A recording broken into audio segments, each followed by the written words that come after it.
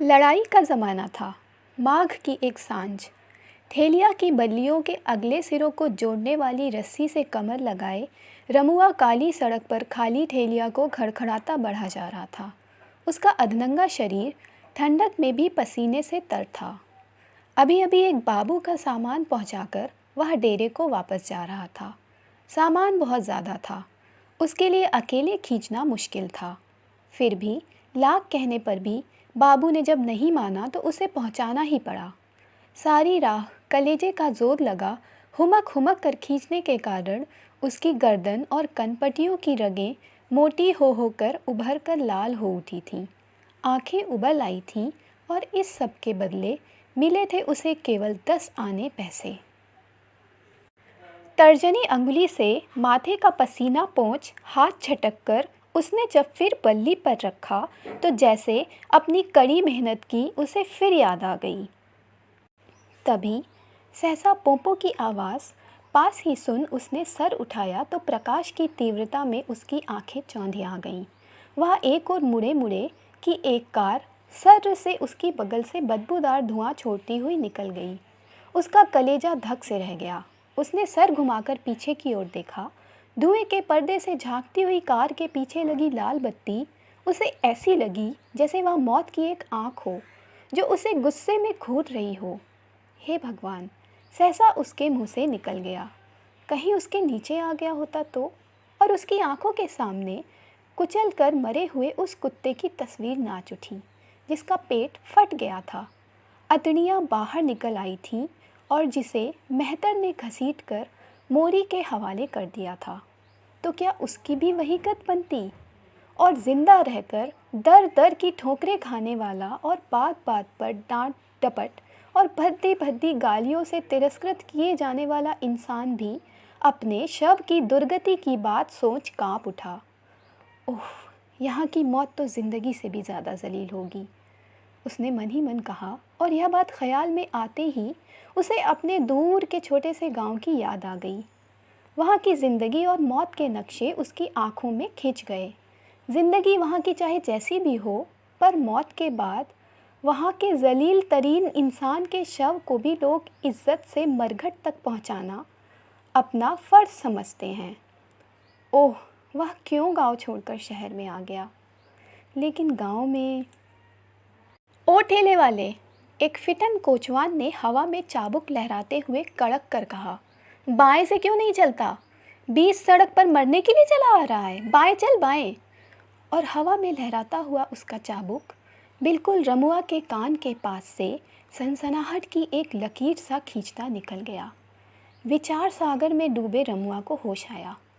उसने शीघ्रता से ठेलिया को बाईं ओर मोड़ा। लेकिन रमुआ की विचारधारा फिर अपने गांव की राह पर आ लगी। वहाँ ऐसी ज़िंदगी का आदी न था। जोतता बोता पैदा करता और खाता था। फिर उसे वे सब बातें याद हो आईं जिनके कारण उसे अपना गांव छोड़कर शहर में आना पड़ा। लड़ाई के कारण गल्ले की कीमत 8 गुनी 10 गुनी हो गई। गांव में जैसे खेतों का अकाल पड़ गया। ज़मींदार ने अपने खेत ज़बरदस्ती निकाल लिए। कितना रोया गिड़गिड़ाया था वह, पर ज़मींदार क्यों सुनने लगा कुछ? कल का किसान आज मजदूर बनने को विवश हो गया। पड़ोस के धेनुका के साथ वह गांव में अपनी स्त्री धनिया और बच्चे को छोड़ शहर में आ गया। यहाँ धेनुका ने अपने सेठ से कह सुनकर उसे यह ठेलिया दिलवा दी। वह दिन भर बाबू लोगों का सामान इधर उधर ले जाता है। ठेलिया का किराया 12 आने रोज़ उसे देना पड़ता है। लाख मशक्क़त करने पर भी ठेलिया का किराया चुकाने के बाद 1.5-2 रुपए से अधिक उसके पल्ले नहीं पड़ता। उसमें से बहुत किफ़ायत करने पर भी 10-12 आने रोज़ वह खा जाता है। वह कोई ज़्यादा रकम नहीं होती। पता नहीं गरीब धनिया इस महंगाई के ज़माने में कैसे अपना खर्च पूरा कर पाती है। और धनिया उसके सुख दुख की साथिन। उसकी याद आते ही रमुआ की आंखें भर आईं। कलेजे में एक हूक सी उठाई। उसकी चाल धीमी हो गई। उसे याद हो आई बिछड़न की वह घड़ी। किस तरह धनिया उससे लिपट कर बिलक बिलक कर रोई थी। किस तरह उसने बार बार मोह और प्रेम से भरी ताकीद की थी कि अपनी देह का ख्याल रखना। खाने पीने की किसी तरह की कमी ना करना। और रमुआ की निगाह अपने ही आप अपने बाजुओं से होकर छाती से गुजरती हुई रानों पर जाकर टिक गई, जिनकी मांसपेशियां घुल गई थीं और चमड़ा ऐसे ढीला होकर लटक गया था जैसे उसका मांस और हड्डियों से कोई संबंध ही ना रह गया हो। ओह, शरीर की यह हालत जब धनिया देखेगी तो उसका क्या हाल होगा। पर वह करे क्या। रूखा सूखा खाकर इतनी मशक्क़त करनी पड़ती है। हुमक हुमक कर दिन भर ठेलियाँ खींचने से मांस जैसे घुल जाता है और खून जैसे सूख जाता है, और शाम को जो रूखा सूखा मिलता है उससे पेट भी नहीं भरता। फिर गई ताकत लौटे कैसे। जब धनिया उससे पूछेगी सोने की देह माटी में कैसे मिल गई, तो वह उसका क्या जवाब देगा, कैसे उसे समझाएगा। जब जब उसकी चिट्ठी आती है वह हमेशा ताकीद करती है कि अपनी देह का ख्याल रखना। कैसे वह अपनी देह का ख्याल रखे। इतना कतर ब्योत कर चलने पर तो यह हाल है। आज करीब 9 महीने हुए उसे आए। धनिया के शरीर पर वह एक साड़ी और एक झूला छोड़कर आया था। वह बार बार चिट्ठी में एक साड़ी भेजने की बात लिखवाती है। उसकी साड़ी तार तार हो गई होगी, झूला कब का फट गया होगा, पर वह करे क्या। कई बार कुछ रुपया जमा हो जाने पर एक साड़ी खरीदने की गरज से वह बाज़ार में भी जा चुका है, पर वहाँ मामूली जुलहटी साड़ियों की कीमत जब 12-14 रुपए सुनता है तो उसकी आंखें ललाट पर चढ़ जाती हैं। मन मारकर लौट आता है। वह क्या करे, कैसे साड़ी भेजे धनिया को। साड़ी खरीद कर भेजे तो उसके खर्चे के लिए रुपए कैसे भेज सकेगा। पर ऐसे कब तक चलेगा। कब तक धनिया सी टाक कर गुजारा करेगी। उसे लगता है कि यह एक ऐसी समस्या है जिसका उसके पास कोई हल नहीं है। तो क्या धनिया और उसका माथा झन्ना उठता है। लगता है कि वह पागल हो उठेगा। नहीं नहीं, वह धनिया की लाज। उसकी गली का मोड़ आ गया। इस गली में ईंटें बिछी हैं। उन पर ठेलियाँ और ज़ोर से खड़खड़ा उठी। उसकी खड़खड़ाहट उस समय रमुआ को ऐसी लगी जैसे उसके थके परेशान दिमाग पर कोई हथौड़े की चोट कर रहा हो। उसके शरीर की अवस्था इस समय ऐसी थी जैसे उसकी सारी संजीवनी शक्ति नष्ट हो गई हो, और उसके पैर ऐसे पड़ रहे थे जैसे वे अपनी शक्ति से नहीं उठ रहे हों, बल्कि ठेलियाँ ही उनको आगे को लुढ़काती चल रही हो। उस दिन से रमुआ ने और अधिक मेहनत करना शुरू कर दिया। पहले भी वह कम मेहनत नहीं करता था, पर थक जाने पर कुछ आराम करना ज़रूरी समझता था। किंतु अब थके रहने पर भी अगर कोई उसे सामान ढोने को बुलाता तो वह ना नुकुर ना करता। खुराक में भी जहाँ तक मुमकिन था कमी कर दी। यह सब इसलिए कर रहा था ताकि धनिया के लिए वह एक साड़ी खरीद सके। महीना ख़त्म हुआ तो उसने देखा कि इतनी परेशानी के बाद भी वह अपनी पहले की आय में सिर्फ 4 रुपये अधिक जोड़ सका है।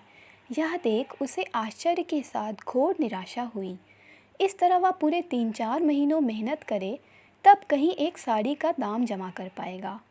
पर इस महीने के जी तोड़ परिश्रम का उसे जो अनुभव हुआ था, उससे यह बात तय थी कि वह ऐसी मेहनत अधिक दिनों तक लगातार करेगा तो एक दिन खून उगलकर मर जाएगा। उसने तो सोचा था कि 1 महीने की बात है, जितना मुमकिन होगा वह मशक्क़त करके कमा लेगा और साड़ी खरीद कर धनिया को भेज देगा।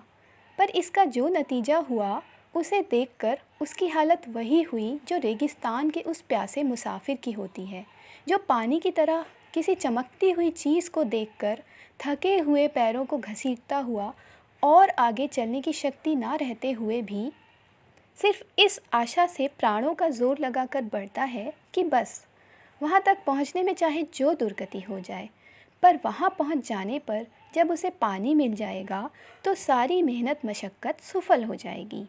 किंतु जब वहाँ किसी तरह पहुँच जाता है तो देखता है कि अरे वह चीज़ तो अभी उतनी ही दूर है। निदान रमुआ की चिंता बहुत बढ़ गई।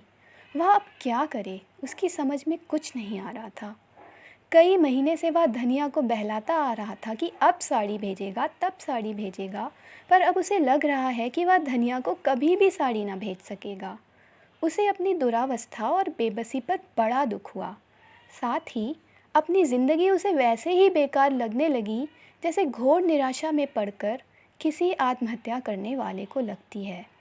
फिर भी जब धनिया को रुपए भेजने लगा तो अपनी आत्मा तक को धोखा दे उसने फिर लिखवाया कि अगले महीने वह ज़रूर साड़ी भेजेगा। थोड़े दिनों तक वह और किसी तरह गुजारा कर ले। उस सुबह रमुआ अपनी ठेलिया के पास खड़ा जम्भाई ले रहा था कि सेठ के दरबान ने आकर कहा, ठेलिया लेकर चलो, सेठ जी बुला रहे हैं। बेगार की बात सोच रमुआ ने दरबान की ओर देखा। दरबान ने कहा, इस तरह क्या देख रहे हो? सेठ जी की भैंस मर गई है, उसे गंगा जी में बहाने ले जाना है, चलो जल्दी करो। वैसे निषिद्ध काम की बात सोच उसे कुछ क्षोभ हुआ। गांव में मरे हुए जानवरों को चमार उठाकर ले जाते हैं, वह चमार नहीं है, वह यह काम नहीं करेगा। पर दूसरे ही क्षण उसके दिमाग में यह बात भी आई कि वह सेठ का ताबेदार है, उसकी बात वह टाल देगा तो वह अपनी ठेलिया उससे ले लेगा। फिर क्या रहेगा उसकी ज़िंदगी का सहारा? मरता क्या ना करता, वह ठेलिया को ले दरबान के पीछे चल पड़ा। कोठी के पास पहुंचकर रमुआ ने देखा कि कोठी की बगल में टीन के छप्पर के नीचे मरी हुई भैंस पड़ी है और उसे घेरकर सेठ, उसके लड़के, मुनीम और नौकर चाकर खड़े हैं, जैसे उनका कोई अजीज़ मर गया हो। ठेलिया खड़ी कर वह खिन्न मन लिए खड़ा हो गया। उसे आया देख मुनीम ने सेठ की ओर मुड़कर कहा, सेठ जी, ठेलिया आ गई, अब इसे जल प्रवाह के लिए उठवाकर ठेलिया पर रखवा देना चाहिए। हाँ मुनीम जी, तो इसके कफन वगैरह का इंतज़ाम करा दें, मेरे यहाँ इसने जीवन भर सुख किया, अब मरने के बाद इसे नंगी ही क्या जल प्रवाह के लिए भेजा जाए? मेरे विचार से बिछाने के लिए एक नई दरी और ओढ़ाने के लिए 8 गज मलमल काफ़ी होगा, जल्द दुकान से मंगा भेजें। देखते ही देखते उसकी ठेलिया पर नई दरी बिछा दी गई। उसे देखकर रमुआ की धसी आँखों में जाने कितने दिनों की एक पामाल हसरत उभर आई। सहज ही उसके मन में उठा, काश वह उस पर सो सकता, पर दूसरे ही क्षण इस अपवित्र ख्याल के भय से जैसे वह कांप उठा। उसने आंखें दूसरी ओर मोड़ लीं। कई नौकरों ने मिलकर भैंस की लाश उठा दरी पर रख दी, फिर उसे मलमल से अच्छी तरह ढक दिया गया। इतने में एक खैरखा नौकर सेठ जी की बगिया से कुछ फूल तोड़ लाया। उनका एक हार भैंस के गले में डाल दिया गया और कुछ इधर उधर उसके शरीर पर बिखेर दिए गए। यह सब कुछ हो जाने पर सेठ के बड़े लड़के ने रमुआ की ओर मुड़कर कहा, देखो इसे तेज़ धारा में ले जाकर छोड़ना और जब तक यह धारा में बह ना जाए तब तक ना हटना, नहीं तो कोई इसके कफन पर हाथ साफ कर देगा। उसकी बात सुनकर नमक हलाल मुनीम ने भी रद्दा जमाया, हाँ बे रमुआ, बाबू की बात का ख्याल रखना। रमुआ को लगा जैसे वह बातें उसे ही लक्ष्य करके कही गई हों। कभी कभी ऐसा होता है कि जो बात आदमी के मन में कभी स्वप्न में भी नहीं आती, वही किसी के कह देने पर ऐसे मन में उठ जाती है जैसे सचमुच वह बात पहले ही से उसके मन में थी। रमुआ के ख्याल में भी यह बात नहीं थी कि वह कफन पर हाथ लगाएगा, पर मुनीम की बात सुन सचमुच उसके मन में यह बात कौंध गई कि क्या वह भी ऐसा कर सकता है। वह इन्हीं विचारों में खोया हुआ ठेलिया उठा आगे बढ़ा। अभी थोड़ी ही दूर सड़क पर चल पाया था कि किसी ने पूछा, क्यों भाई, यह किसकी भैंस थी? रमुआ ने आगे बढ़ते हुए कहा, सेठ गुलजारी लाल की।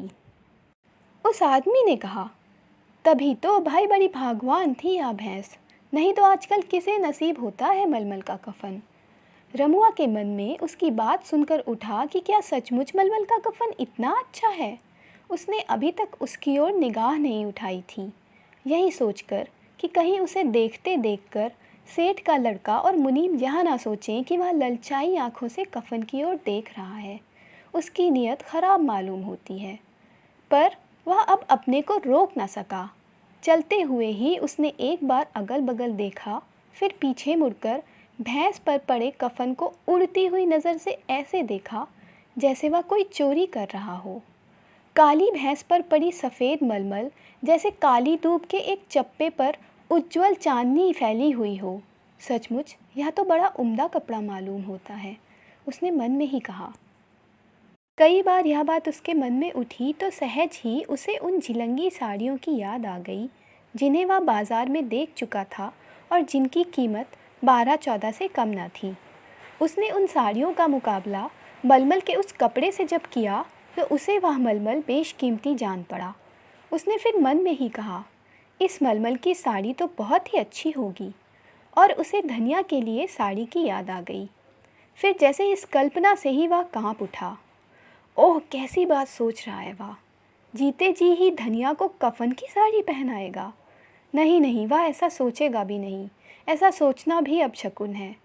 और इस ख्याल से छुटकारा पाने के लिए वह अब और ज़ोर से ठेलियाँ खींचने लगा। अब आबादी पीछे छूट गई थी।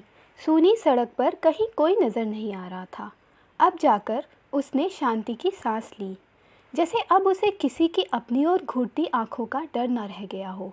ठेलिया कमर से लगाए ही वह सुस्ताने लगा।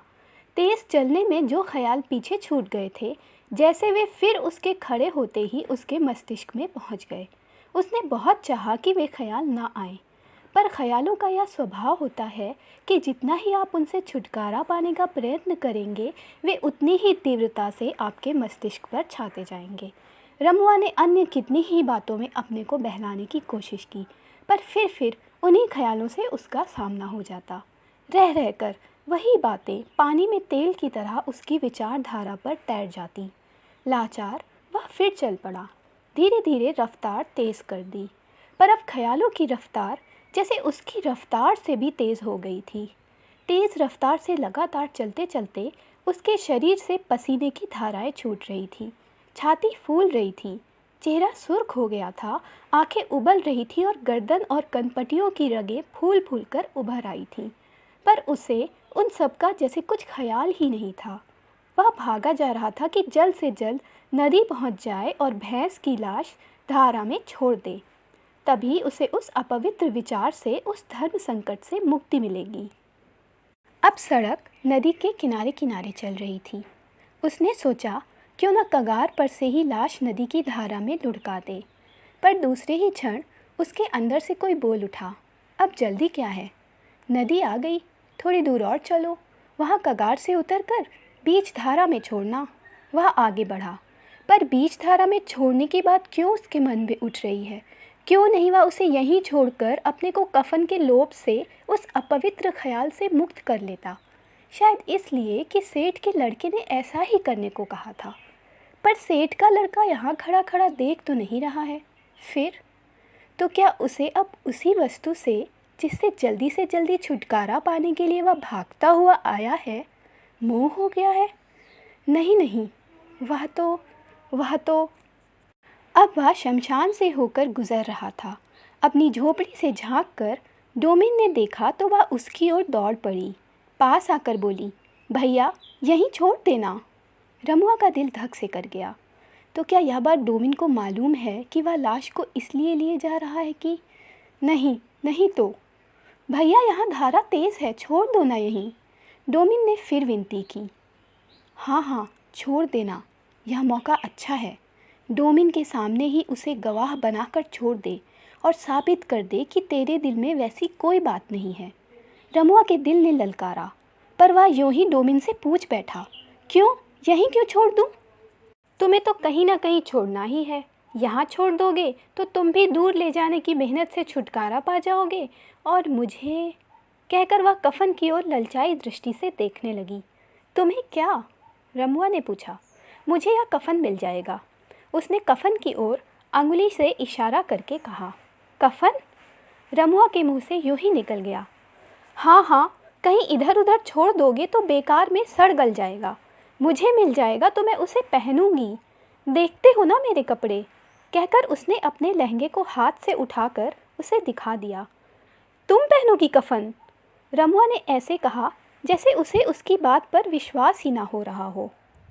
हाँ हाँ, हम तो हमेशा कफन ही पहनते हैं।